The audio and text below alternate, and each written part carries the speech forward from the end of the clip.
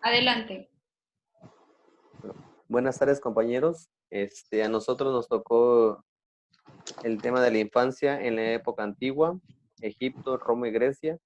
El equipo está conformado por Carla Zenobio Villafaña y su servidor Isael Morales Saldaña.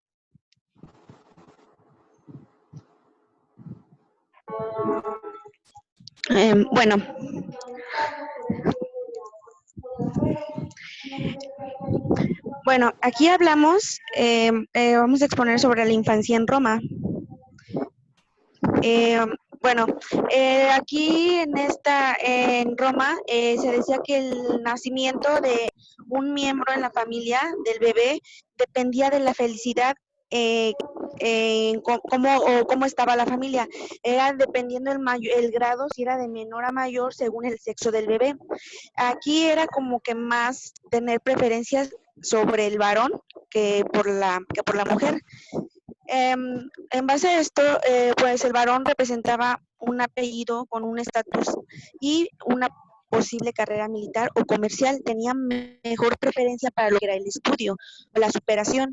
Y la mujer se dedicaba solamente al matrimonio. Ella debía de quedarse en casa para aprender todo lo necesario en el matrimonio y así poder educar a sus hijos, a las mujeres, y de igual manera inculcándoles sobre el matrimonio.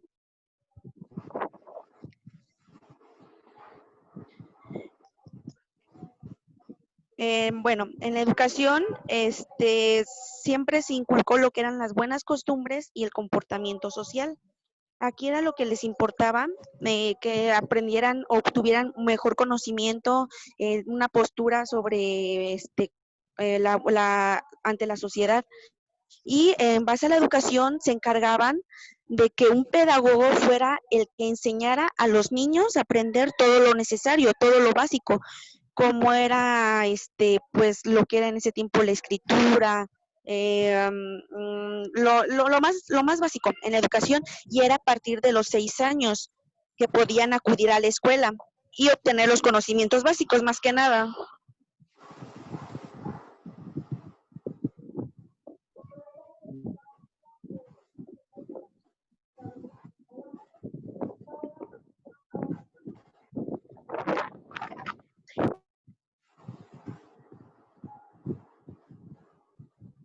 No se escucha, Isael. ¿Ya me escucha? Ya. Ok. La educación en la infancia dice que los hijos eran muy deseados por sus padres y que también los niños eran tan queridos y deseados como que las niñas eran tan queridas y deseados como los niños. Nunca se practicó el infanticidio femenino. Al llegar a la pubertad, los varones eran circuncidados. Su educación, según el rango social, iba variando, perteneciendo ya por clases. Se decía que si eran, en aquel tiempo, si eran pobres, su educación era menor a los que eran de una clase superior. Tenían más probabilidades de tener una educación a trascender por su nivel socioeconómico, su cultura, por mucho más, su riqueza, principalmente porque tenían el poder de tener absolutamente todo.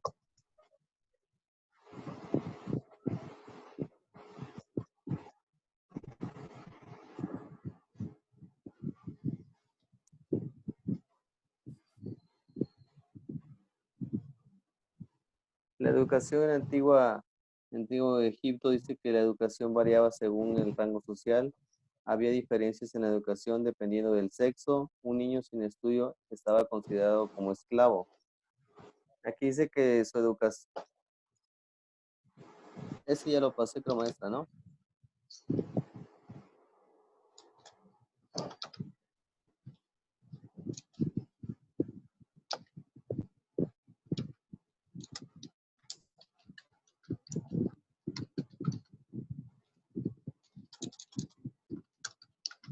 Estaba en este punto, ¿no? La educación en Egipto. Ajá. Ajá, ahí estoy, maestra. Dice que también había diferencias en la educación dependiendo del sexo, que por ejemplo, las niñas de familias humildes tenían que aprender a llevar todo lo relativo a a una casa, o sea, más hogareña, principalmente de las mujeres, que tenían más preferencia los hombres, perdón, que las niñas. Además de saber cantar, bailar y tocar instrumentos, tanto musicales como de diferentes maneras.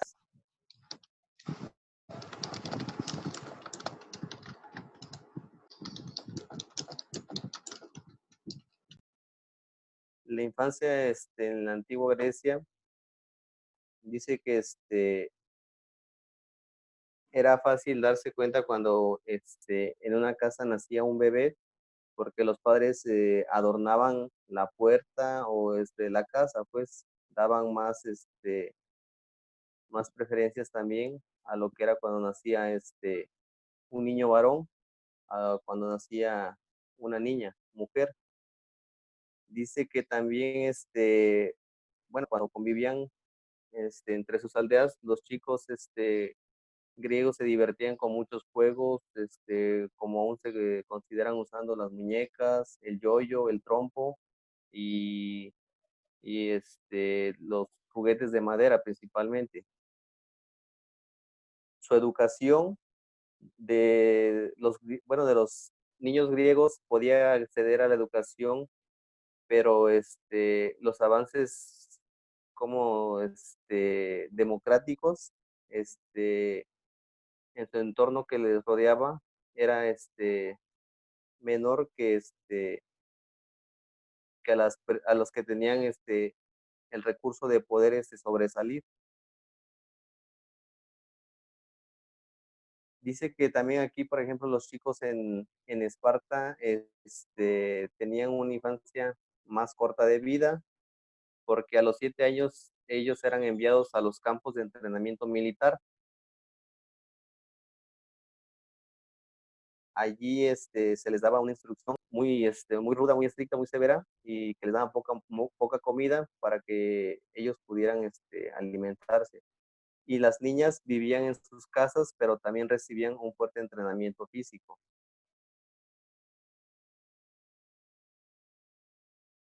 Sería todo, maestra.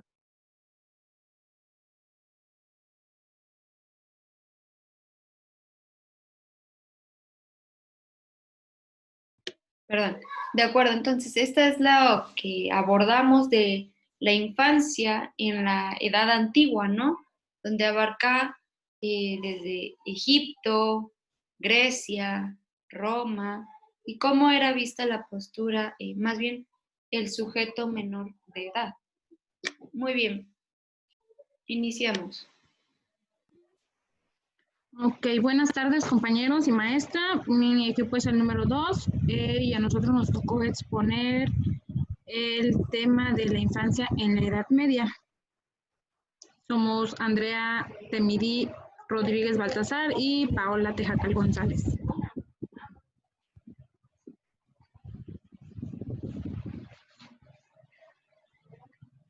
Bueno, pues les vamos a hablar de la infancia en la Edad Media. Esto fue en Europa en el siglo V.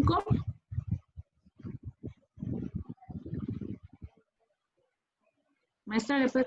Ok, gracias. Aquí en Europa, en el siglo V, habla sobre un universo oscuro hacia la infancia. La Edad Media era comprendida durante el siglo V y el siglo X y era catalogada como la época más oscura, que es un término contrario a la libertad. Lo ligan como normas religiosas, estaba como prohibido, se pudiera decir. Lo veían como algo malo, algo gris, algo oscuro.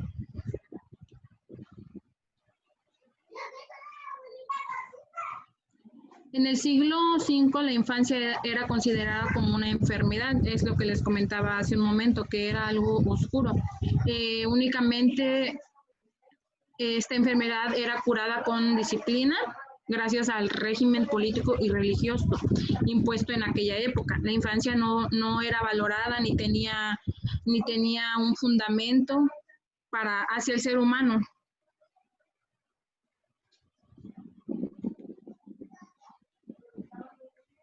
Normalmente ya cuando pues lograban procrear, los padres entregaban a sus niños desde muy pequeños a la iglesia para que fueran formados por el clérigo. Si el niño era de la nobleza, los padres tenían que renunciar bajo un juramento para que pudieran seguir esas normas los niños y seguir siendo parte de pues de ese mundo que tenían como oscuro y gris.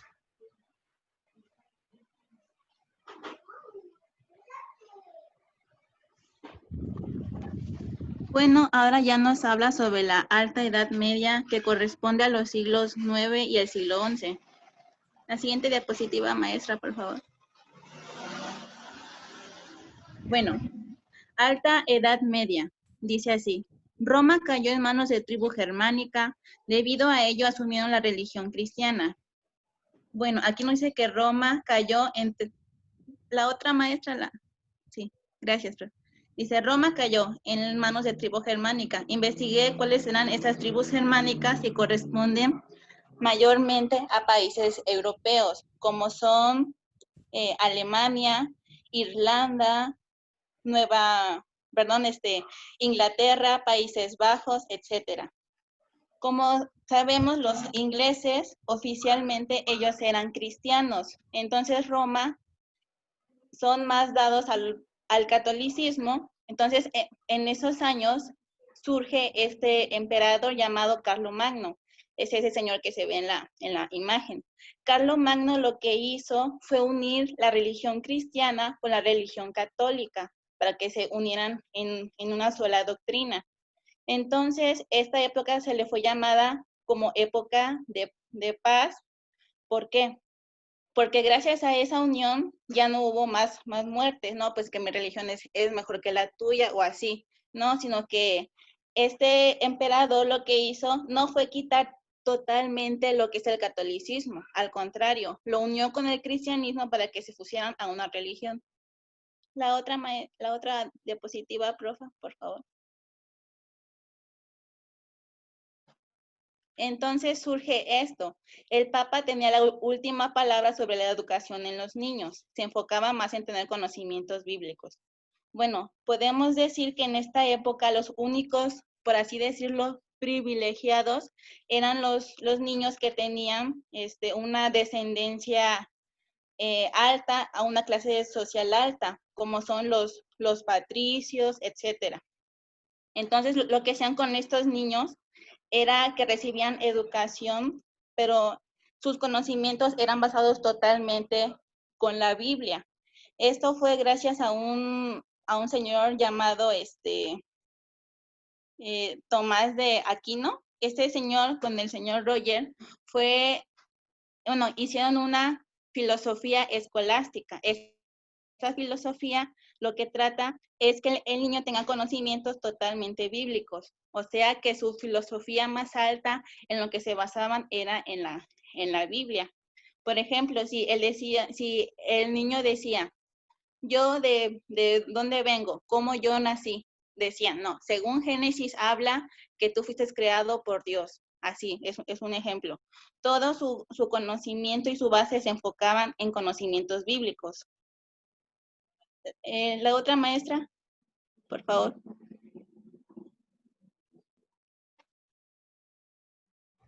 Bueno, aquí continuamos con la infancia en la Edad Media, en la Edad Baja Media. Esto fue en el siglo V al siglo XV. Maestra, ¿le puede cambiar, por favor? Gracias. Lo que les comentaba, esta temporada fue comprendida entre el siglo V y el siglo XV. La población se dividía entre adultos y pequeños adultos. A los niños se pretendía que eran unos adultos pequeños, no los consideraban como niños inocentes o así infantiles. Recibían un nombre, ese nombre recibían los niños como pequeños adultos.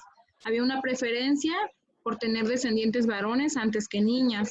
al trato del niño estaba en consonancia con el nivel social de la familia. O sea, preferían tener hombres varones porque eran los que generaban más descendencia, se pudiera decir. Maestra, ¿le puede cambiar? Gracias. En esta etapa también la educación estaba controlada por la iglesia. Los saberes se entregaban en el latín, ya que la lengua materna no era adecuada para transmitir sus conocimientos. Es lo mismo que mencionaba, como no tomaban mucho en cuenta la palabra de la mujer.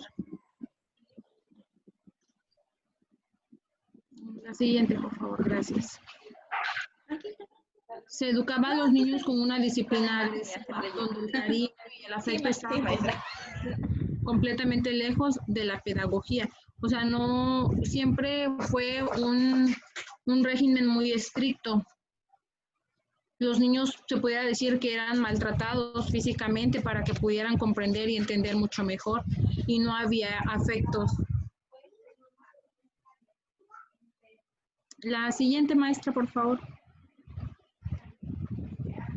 Gracias. Bueno, en esta época fue llamada el humanismo en la etapa medieval. La siguiente, profe, la diapositiva siguiente, por favor.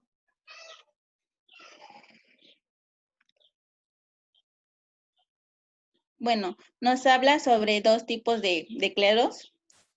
En la educación de los niños se divide en dos partes, clero secular y clero regular. Como vemos en la imagen principal, lo que es el Papa, el Papa tenía toda la autoridad para decir, este niño no puede estudiar o este sí.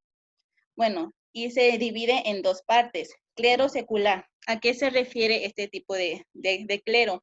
Sus maestros, como bien se ve en la imagen, son los obispos y los arzobispos, y a ellos les enseñaban a los sacerdotes, y los sacerdotes les enseñaban a los niños a administrar sacramentos y predicar la palabra. ¿Esto qué quiere decir? Como yo ya dije antes, lo que se basaba totalmente su educación era en la escritura, era en la Biblia. Por ejemplo, si decían esto, yo quiero, no sé, ser algo, ser X cosa, no se puede. Tú tienes que ser educado conforme a la escritura, conforme a la doctrina escolástica. Y el clero regular son los abades principales y ellos les enseñaban a los superiores de los conventos y monasterios y ya ellos a los frailes, monjes y monjas. Estas personas les enseñaban a los niños y niñas a poder hacer votos de obediencia y de castidad. La siguiente diapositiva, maestra, por favor. Bueno, aquí hay otra, o sea, se puede decir que es un acontecimiento enorme, ¿no? Porque se garantiza la educación sin importar las clases sociales. Como yo ya mencioné antes sí importaba que si tú fueras hijo de una persona rica o de una persona poderosa, podrías o tenías el derecho de tener la educación.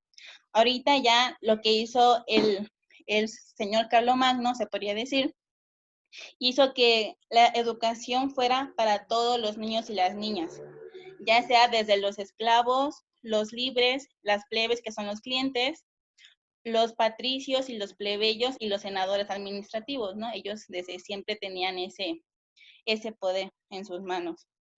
La otra diapositiva, maestra, por favor. Aquí les puse otra imagen donde podemos ver las clases sociales. Esa es otra perspectiva de la época medieval, ya que cambia con los diferentes países. El que yo les mostré antes era del país de Italia, que es Roma. Aquí se podría decir que ya es en general, que sería el rey o el papa,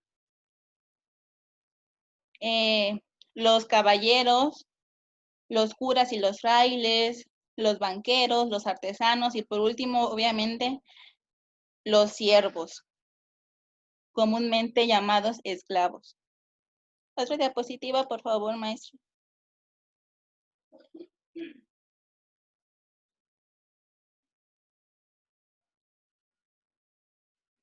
Bueno, Aquí lo que hizo también el señor Carlomagno, por eso se le llama época de la paz, es disminuir el castigo corporal. Como vemos en la imagen, es un niño romano haciendo un I por I más I, ¿no? Que quiere decir 1 más 1. Pero su maestro, en este caso, ya sea un monje o una monja, ¿qué hacían? Eran castigados y este niño no se consideraba inteligente. Bueno, aquí cabe mencionar que fue una época llena de privaciones.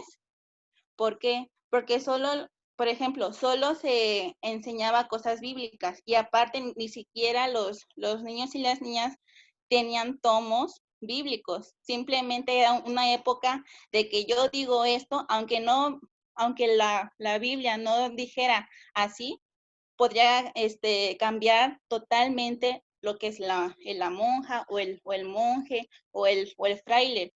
No, decían, la Biblia dice esto, y si no pagan esto, esta bula o esta cuota, su papá, su abuelito que está en el purgatorio, pues se va a quedar allí. Por ejemplo, fue una época llena de privaciones y de miedo, por eso se le llamó época de oscurantismo. Entonces llega este señor Carlomagno y hace totalmente un cambio. Por eso dice que disminuyó el castigo corporal a los niños y a las niñas. Y pues obviamente se les inculcaba, ya que eran cosas bíblicas, la obediencia a Dios y por ende al Papa, a los sacerdotes, a los curas, etc. La otra diapositiva, maestra, por favor. Dice enseñanza militar en clases altas. Pues siento que en todas las épocas lo más importante o lo que se ve más es enseñar a los niños cosas de la milicia. ¿Por qué? Porque en esos tiempos habían muchas guerras, entonces era primordial que los niños y las niñas pues sepan cosas militares y pues sepan luchar para poder defender su territorio. La otra diapositiva, por favor. Bueno, eso es todo. Muchas gracias por su atención prestada a esta exposición. Y la bibliografía ahí está. Muy bien, gracias, Andrea. Nada más les menciono que no me están abriendo su video. Entonces no puedo identificarlas bien. De repente no me aparecen sus nombres, como está el proyecto, la proyección del PowerPoint. No me llegan a aparecer sus caritas, sino más me aparece. Tengo que acordarme más bien de las voces, ¿sí? Porque no me aparecen sus nombres. Muy bien. Entonces vamos a pasar a la niñez en la edad contemporánea. Es muy importante que podamos identificar, número 1, las habilidades que requiere que abordemos en esta situación, a lo mejor, de poder expresarnos a través de las distintas herramientas tecnológicas, o sea, exponer. Me mencionaban ustedes que no habían expuesto. Entonces se me hace agradable porque este tema era un poco más grande y dividirlo en equipos y así en cada uno fomentamos la participación. Ahorita vamos a tomar la niñez en la edad contemporánea por el equipo número 4 y continuamos. Bien, buenas tardes compañeros. Muy buenas tardes maestra. Somos el equipo número 4. El equipo está conformado por la compañera Diana Cecilia Lujano Asensio, Iraís Yajaira Guerrero Tejeda y su servidor Abraham Chávez Polito. Vamos a tocar el tema de la niñez en la edad contemporánea. ¿La que sigue, por favor?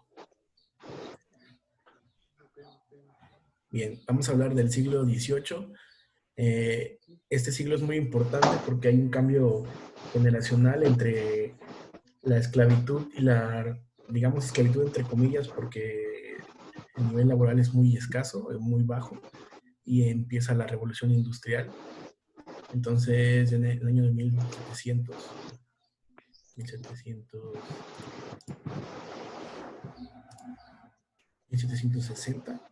Entonces, digamos que en este siglo es un cambio generacional porque los niños, al ya no ser mano de obra barata, pasa a ser, digamos que alguien más, una persona más, y tiene demasiado tiempo libre, y eso hace que se tomen medidas para que el infante se ocupe, ¿sí? Y hay un personaje importante en esta etapa que se llama Jean Jacques Rouse, que él decía que el niño es bueno por naturaleza y que depende de las costumbres y de quién esté apegado el niño, es como va a crecer y qué inclinaciones va a tomar a lo largo de su vida, ¿sí?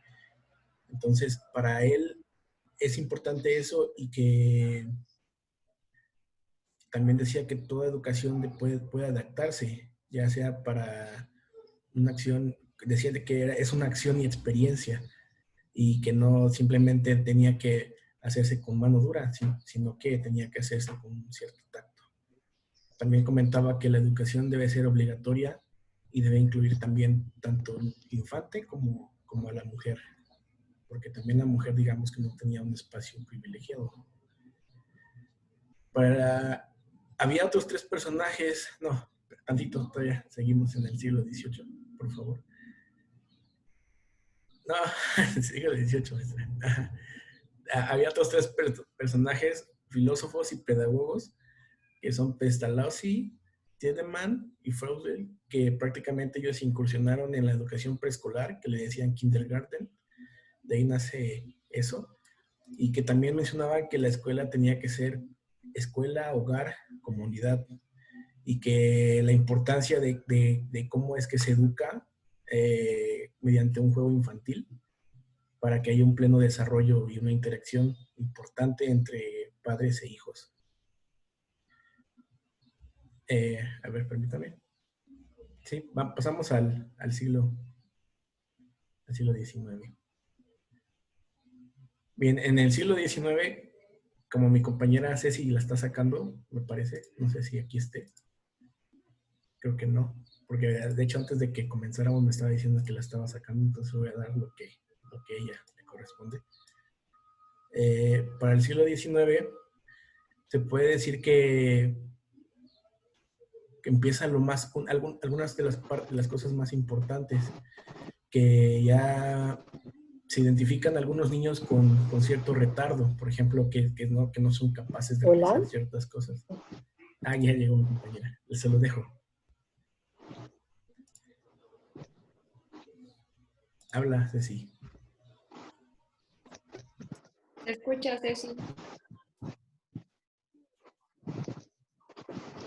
Ya logré entrar nuevamente. A mí me toca hablar lo que es del siglo XIX. No sé si me escuchan. Perfectamente, Ceci. Sí. Ok.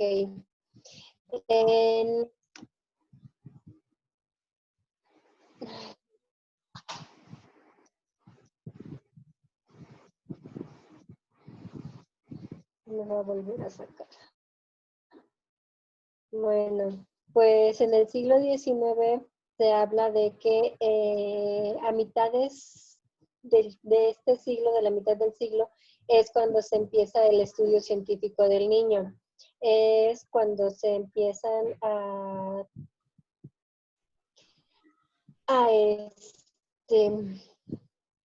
Si quiere, puede apagar su analizar.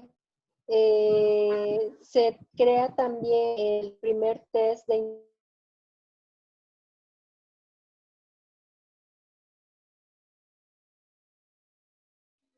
Ceci, puede apagar su video si quiere para que agarre bien la señal de internet.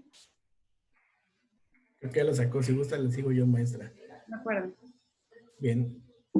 A mediados del siglo XIX se empiezan a realizar ciertos, como decía mi compañera, ciertos test para poder medir la capacidad intelectual de las personas.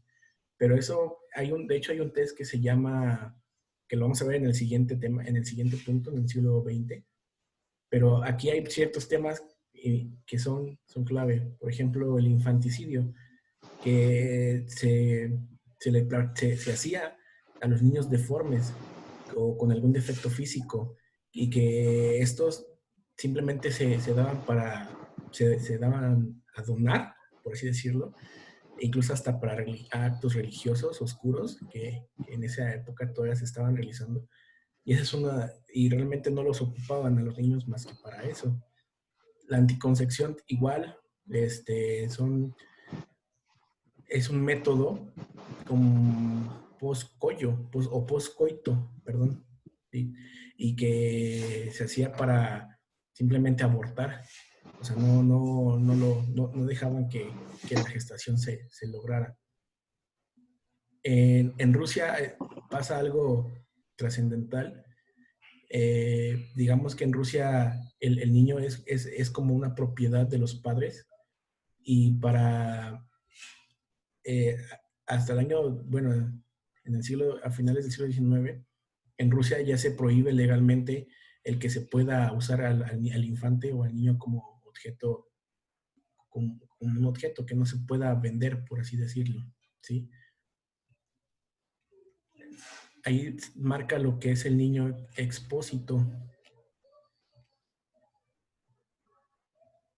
Aquí decía que, digamos que las niñas no valían tanto como los niños, porque decía aquí que por cada 20 niñas había 100 niños. Entonces, digamos que no era muy común ver a las niñas, no era muy común, pues, las niñas.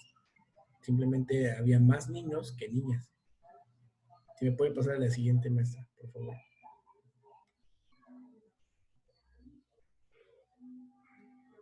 Para el siglo XX empiezan a nacer ciertos beneficios para los niños, como los derechos del niño. De hecho, él lo marca, que fue el 20 de noviembre de 1959, fecha considerada como Día Internacional de los Derechos del Niño.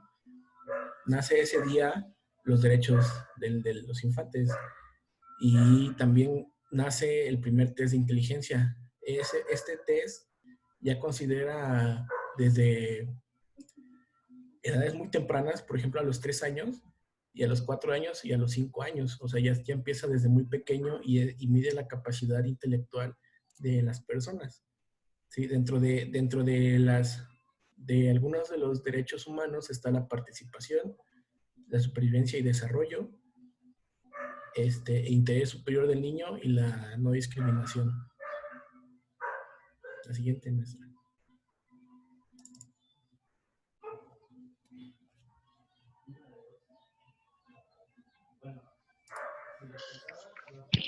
Ok, esa ya la digo yo.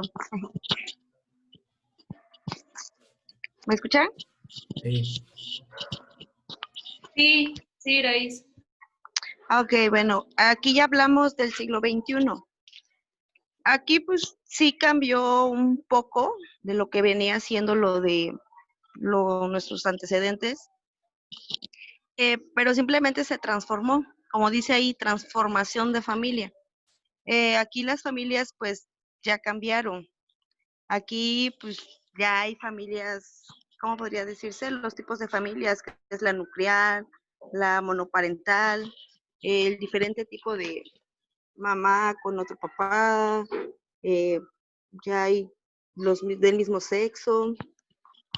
Aquí ya cambió mucho, ya estamos en el siglo XXI, el cambio. El otro sería la participación social, donde ya hay organizaciones, para los niños ya hay deportes, ya hay educación, ya hay instituciones, por ejemplo, para los niños diferentes, con capacidades diferentes, perdón, ya que antes los sacrificaban, ahora pues ya hay derechos, ya hay una ley que los protege, que ya no es permitido hacerse. La concepción social, eso, la protección, la educación, cuidados especiales, necesidades biológicas, donde debemos de proteger a los niños, al infante, que es más que nada porque ellos son nuestro futuro. Enseñarles las normas de disciplina para que sean niños de bien, no con golpes, sino con palabras, hablarles, Ya ve que antes era eso, que decían que a los niños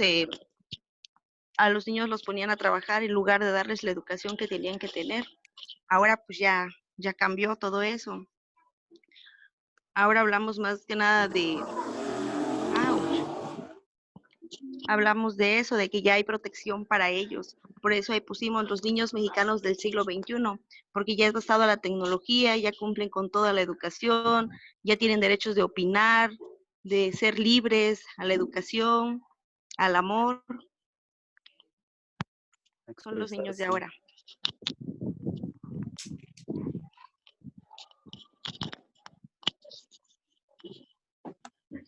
Ok,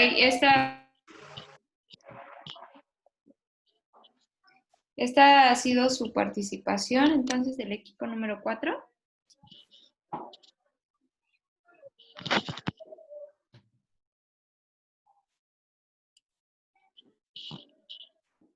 Sí. ¿Sí? Ok. Entonces, podemos identificar en estas 4 etapas de cómo se ha concebido la infancia a través de la historia. Nosotros podemos identificar que en la antigüedad el niño en ciertos momentos fue identificado igual de importante como la niña, o la niña con el niño, por ejemplo, en Egipto. Posteriormente pasamos a una época, mencionaba una de sus compañeras, obscura, donde también pudimos identificar que el niño era concebido como un adulto que todavía no estaba terminado, vaya. Es importante mencionar cómo nosotros ahora concebimos lo que es infancia. Yo le pregunto a cada uno de ustedes, de acuerdo a lo que acabamos de ver, ¿cómo conciben la infancia desde la perspectiva como trabajadores sociales en formación? Empiezo con Andrea.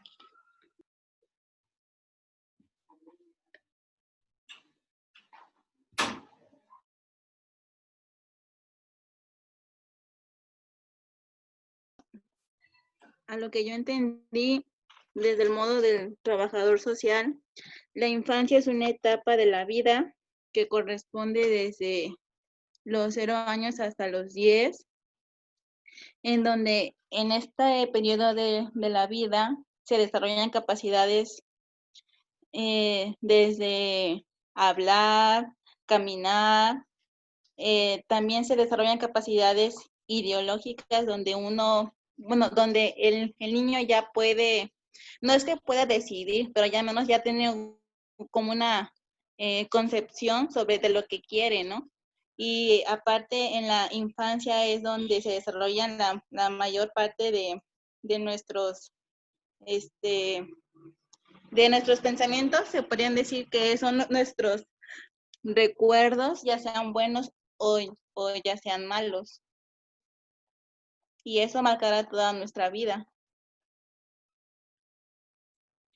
De acuerdo. Ok, gracias, Andrea. Irene, ¿sí nos escucha? Sí, maestra. Yo creo que en todas las etapas, en todos los periodos de la historia, el niño es concebido o se cree que es la etapa de la persona más importante, porque en ella están las bases o los cimientos de un futuro adulto. Aparte de esto, en cada etapa de la vida ha sido el niño muy importante en cuestión de sus atenciones, en cuestión de que le han dado el papel de niño, pero con mucha más atención. O sea, es una persona importante del hecho de existir, nada más por eso. Y pues cada etapa igual tiene sus pros y sus contras, sus beneficios y sus desaciertos también, pero en sí el niño pues es una etapa muy importante en la vida del ser humano. Muy bien, Irene. Le agradezco por su participación y su aportación. Gracias, maestra, igual. Me gustaría escuchar a Isael. Sí, maestra. Bueno, yo considerando de mi punto de vista como trabajador social, me he dado cuenta que a lo largo del tiempo la infancia ha ido evolucionando de una manera muy importante porque se le ha tomado en cuenta al infante o al niño como de una manera oportuna para que sea partícipe como ser humano, ¿no? Hasta la actualidad, que anteriormente, como comenzó, como se concebía en diferentes países, no era del todo igual, porque inclusive en Grecia, en Roma, hacían sacrificios anteriormente, y a lo largo del paso del tiempo fue evolucionando hasta llegar ahorita a la actualidad en el siglo XXII, que ahorita ya la etapa de la infancia ya se toma en cuenta de una manera muy importante como ser humano, principalmente por el futuro de cada ciudad o el futuro de cada niño principalmente. Sería mi aportación, maestra. Muy bien, Isael, muchas gracias por su aportación y participación. Efectivamente, el sujeto infante es muy importante en nuestra sociedad. Algo que quisiera retomar de lo que expuso su compañero Abraham respecto a la infancia, donde un niño lo que aprende o lo que hay en su contexto lo va a moldear, que decía Rocío, me parece, ¿no? Que el niño es bueno. Y efectivamente, los niños son buenos, son seres inocentes. Llega un momento donde el contexto interviene para moldear desde sus pensamientos y la forma en cómo va a concebir el mundo. Entonces, ¿de quién será la responsabilidad de cómo un niño se va a desenvolver en la sociedad? Les pregunto. Yo pienso que principalmente de los padres, maestra, porque nosotros, bueno, en mi caso como padre de familia, nosotros podemos moldear a nuestros hijos a nuestra manera para que el día de mañana cuando salgan allá afuera de la sociedad ya vayan con una mentalidad de saber enfrentarse a lo que es vivir afuera, estando en la sociedad, convivencia, etcétera, a lo que pueda acontecer, pues, más que nada. De acuerdo también con usted. Sin embargo, recordemos que los niños, aparte de los padres de familia o aquellos familiares directos, también van a moldearse según las amistades que les rodeen a ellos, incluso hasta vecinos. La sociedad. La sociedad, efectivamente, porque un niño en un contexto rural y en un contexto Urbano, urbano no va a ser su mismo desenvolvimiento. Aunque sus no. padres tengan los mejores valores, eso es algo muy bueno, el contexto va a influir también en su forma de cómo va a concebir el mundo el niño, ¿sí? En este caso, por ejemplo, hay niños que incluso en la educación dentro de Chilpancingo hay telesecundarias, telebachilleratos, hay primarias. Y cuando un niño, por ejemplo, pasa de un telebachillerato a una técnica o una escuela secundaria federal, incluso hasta los planes de estudio son diferentes. No sé si ustedes han abordado esa parte o usted, Isael, que conoce un poco más de planes y programas. Sí, es lo que le iba a comentar. Por ejemplo, ahí ha llegado alumnos que, por ejemplo, estudian aquí en Chilpancingo y cuando hacen sus cambios para allá el Palmar, o sea, luego se ve la diferencia, como usted lo comentaba, de una persona que vive en una ciudad rural a una ciudad urbana. O sea, tanto su manera de pensar como de hacer las cosas es muy diferente. Muy bien, le agradezco, Isael. Gracias por su aportación. Me gustaría escuchar la aportación de Carla, por favor. Sí, maestra. Bueno, mi aportación es que como trabajadora social, con el paso del tiempo, en aquellas épocas, la concepción del infante no es igual al de ahorita. ¿Por qué? Porque desde en Egipto y conforme pasaban las épocas, no era valorado o no sé, no el niño con la niña, había diferencias.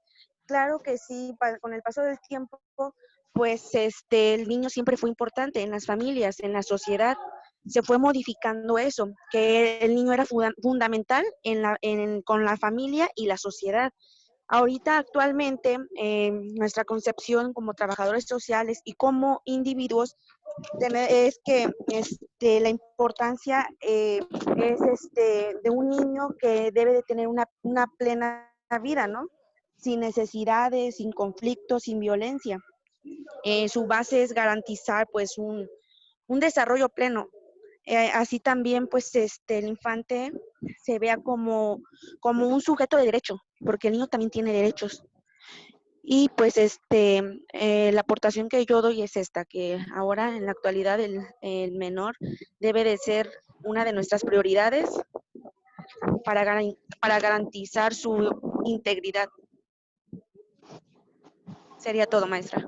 De acuerdo, Carla, muchas gracias por su participación. A continuación le pido el favor a Marta Iris que nos regale su aportación, por favor. Sí, maestra.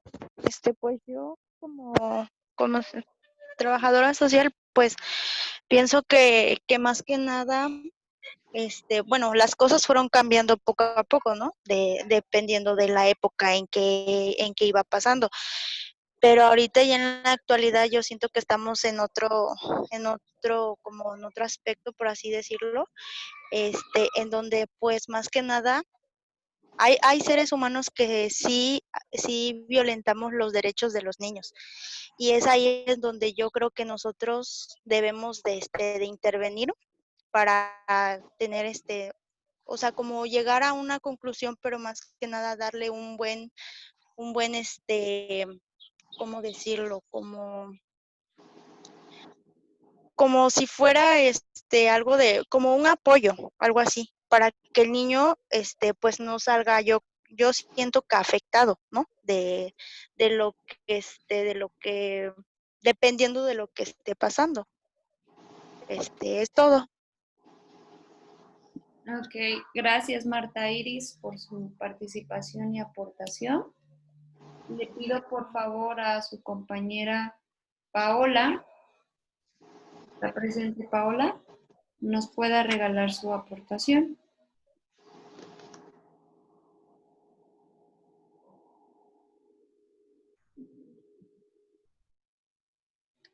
Paola, ¿está presente? Ya. Hola, sí, profa. Ya, es que se atora mi computadora.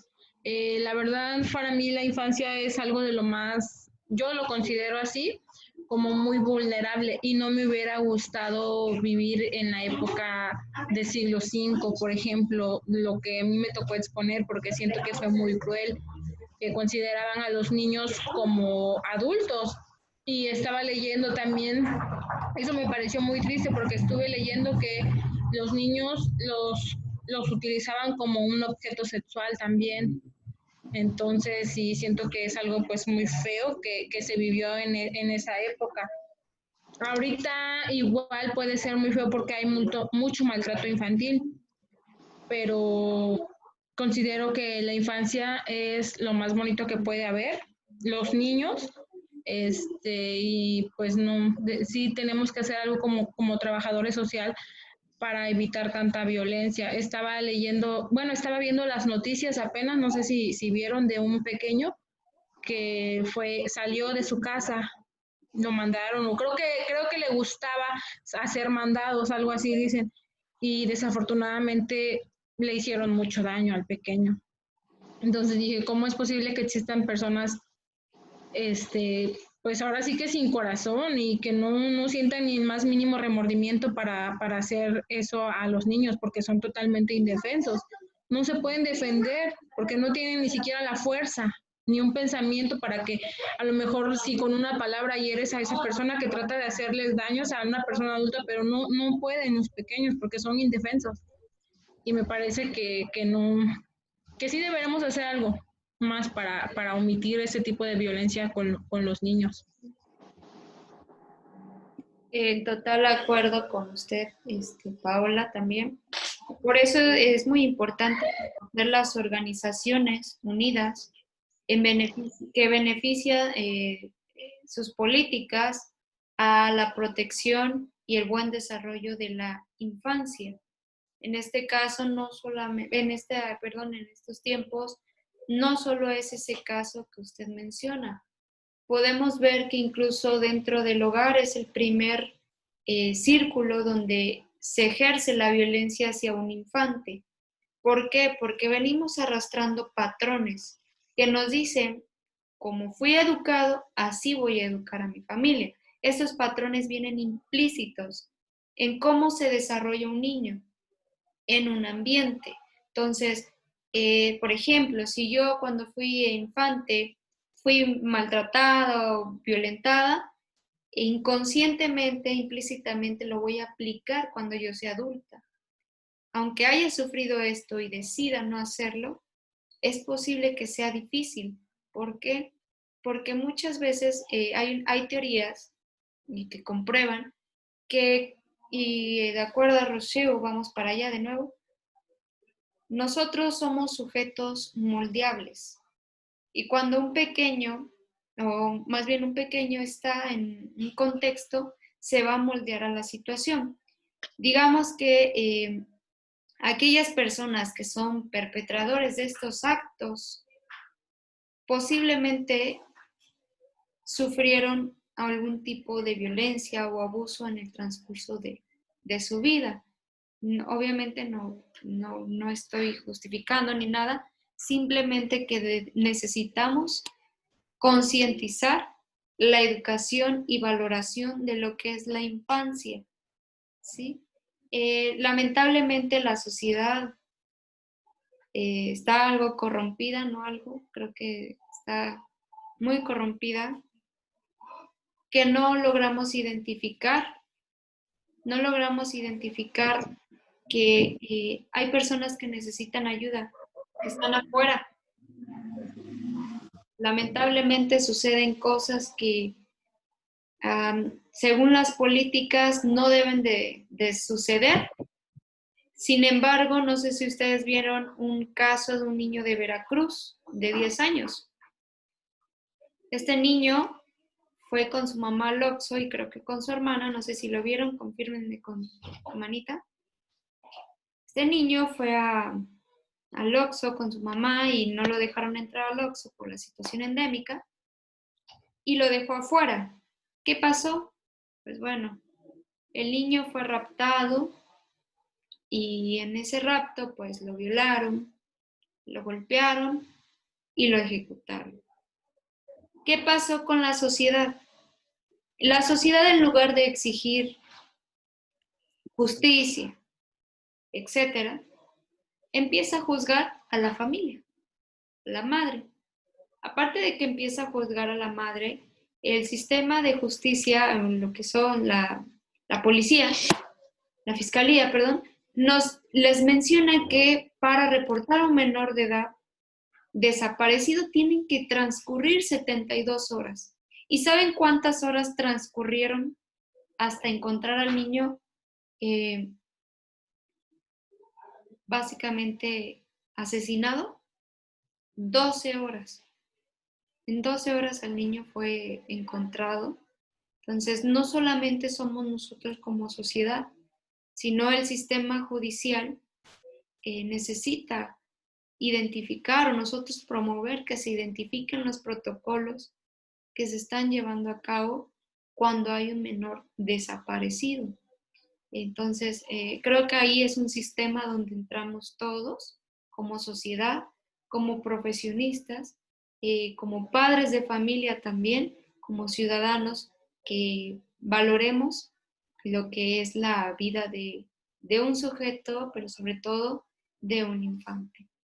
Muy bien, entonces, A partir de esto, gracias por tu participación, Paola.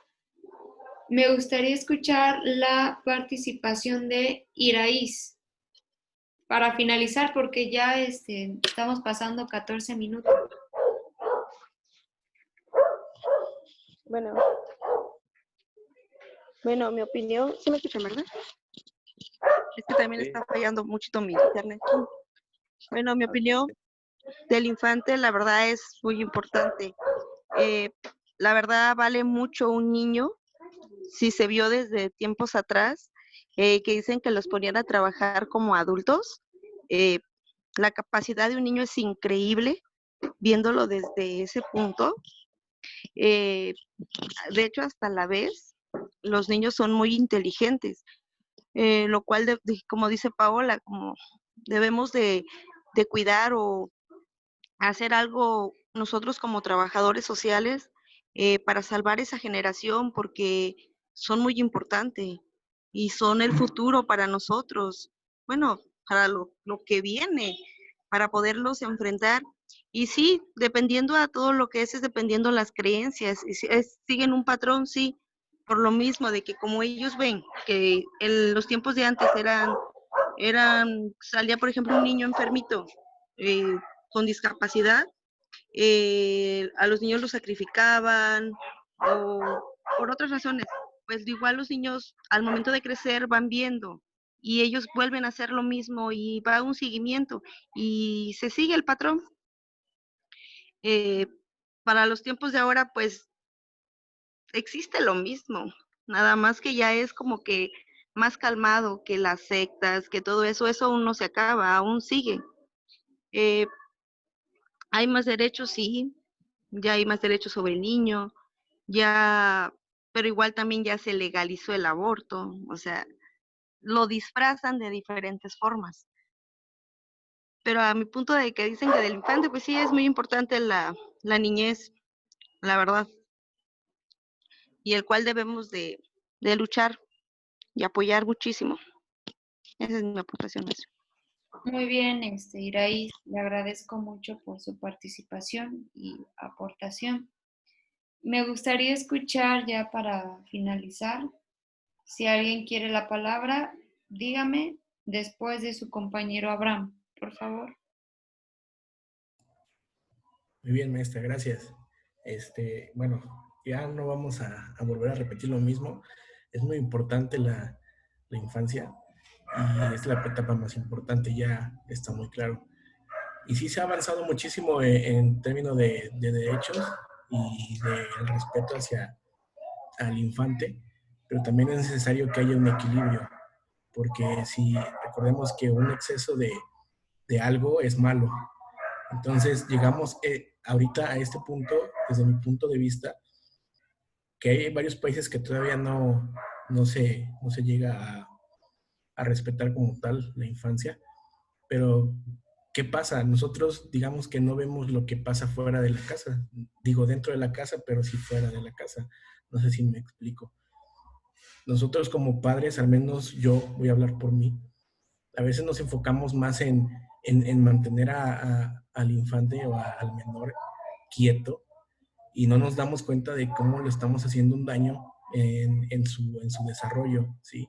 Entonces, digamos que también debe de haber un equilibrio entre lo que pasaba antes, porque hay cosas muy buenas como, por ejemplo, el ser un poco rígido en educación, en ciertos valores de respeto, de que el niño debe de ver que existen ciertas jerarquías que se deben de respetar dentro de cada contexto, digamos, en la casa, que el papá debe de ser o papá y mamá, porque no nada más el papá y mamá deben ser respetados. ¿Y qué pasa hoy en día? Que muchas veces los niños simplemente no conciben esos derechos y esos valores. Entonces yo creo que debemos de retomar, no descartar todo de lo que ha pasado, pero sí resalvar ciertas cosas que sí vienen funcionando. Entonces esa es mi aportación, que debe de haber un equilibrio, pues. Muy bien, Abraham, le agradezco mucho por su participación. Retomando puntos, ¿no? Que vimos a través de la historia de la humanidad, cómo era vista los menores de edad o los niños, ¿no?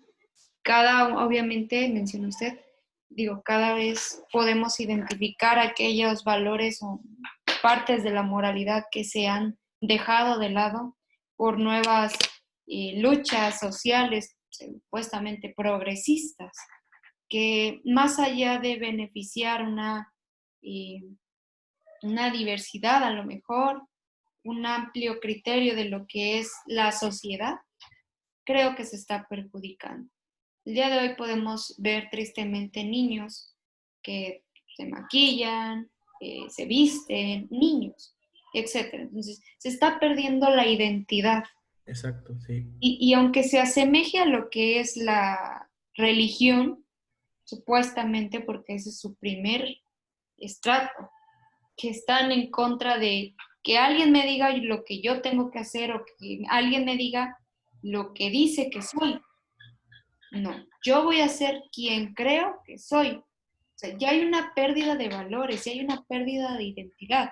Si nosotros no fomentamos la buena participación desde casa con nuestros hijos, si no hay amor, si no hay respeto, menciona usted, habla de jerarquías, yo consideraría como la ubicación de cada uno, cuáles son nuestras funciones dentro del hogar.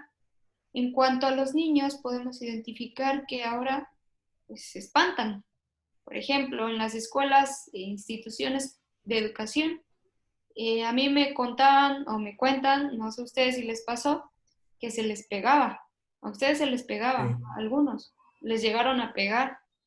Digo, a mí nunca me pasó, pero sí soy regañona.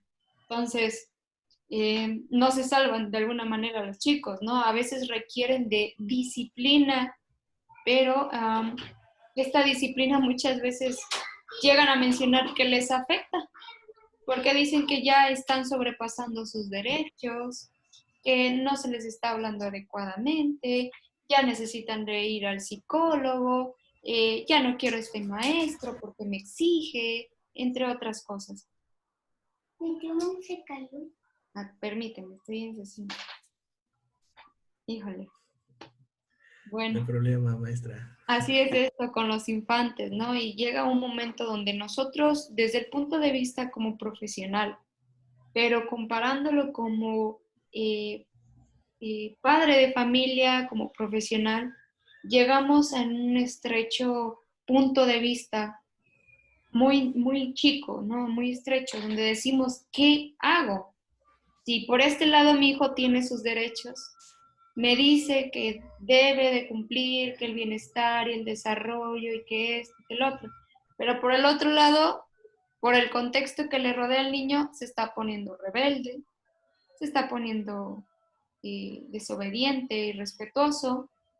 Yo creo que debe de haber, como menciona usted, debe de haber un equilibrio en el que incluso hasta pues, afortunado o desafortunadamente para quien no le guste, dentro de una Biblia lo menciona.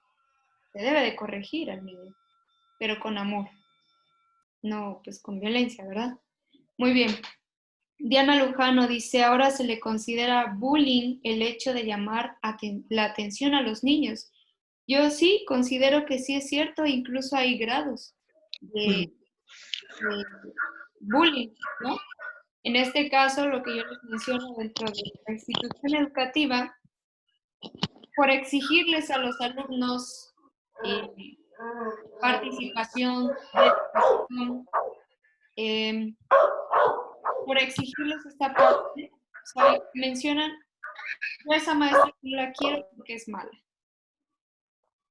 Eso dicen. Yo a esa maestra no la quiero porque es mala. Y yo les digo, ¿en qué soy mala?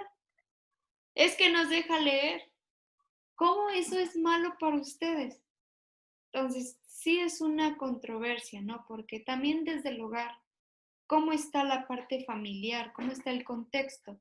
Es posible que en el hogar les esté afectando algo y vienen conmigo y cómo una maestra, alguien que no conozco, que no es ni de mi familia, me va a exigir más que mis propios padres. Es que ahí entra, ¿no? Nuestra labor también para detectar que está mal. Por ejemplo, si vemos que hay que hay un permiso de más, por ejemplo, que griten a los padres o digo, a unos adultos que son externos al núcleo familiar, incluso de su contexto, pues ya podemos ahí detectar que hay un problema de educación en casa. Entonces, ahí nosotros como trabajadores sociales podemos entrar y hacer un análisis de la situación. Efectivamente, mire, hay algo muy importante que compartí en Facebook. Bueno, voy a finalizar. Esta ha sido la sesión y gracias por su atención.